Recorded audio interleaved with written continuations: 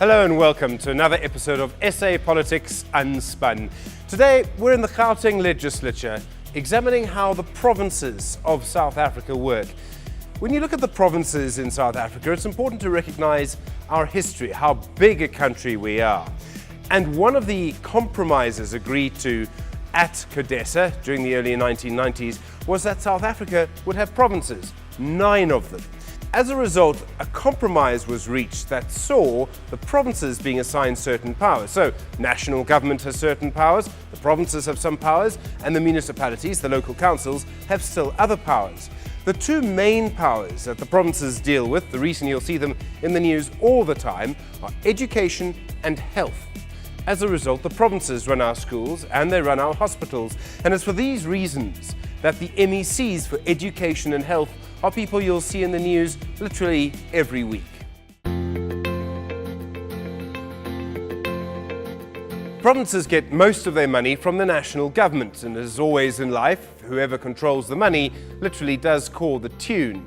So the provinces depend on national government for most of the income that they receive, but they also receive money through other ways. So, for example, that license disc that you pay for every year, that money goes to the province. So does any of the fees that accrue from gambling licenses, for example. Provinces also have certain individual powers. So Gauteng has decided to allow liquor stores to sell booze on Sundays. The Western Cape provincial government has decided not to. KwaZulu-Natal used to be like the Western Cape and has now, very recently, decided it too is going to open its bottle stores on Sundays. National government can't interfere in those powers. Those are powers reserved specifically for the provinces. The idea is that provinces deal essentially with the mummy issues. They deal with health, education. National government deals with the daddy issues, so defense, the police, justice, things like that. This is the main chamber of the Gauteng Legislature. It's here that people who represent the various parties within Gauteng actually sit. So this is where the debates happen, the Premier will be part of this House, and so will the ANC and various other parties. The Democratic Alliance, of course, even COPE and the IFP have representatives in Gauteng. And so it's here that issues relating specifically to people living in this province will be debated and then voted on and thus decided. So, if, for example, Gauteng decides once again to try and ban the sale of booze on a Sunday, it's here that that decision would be taken.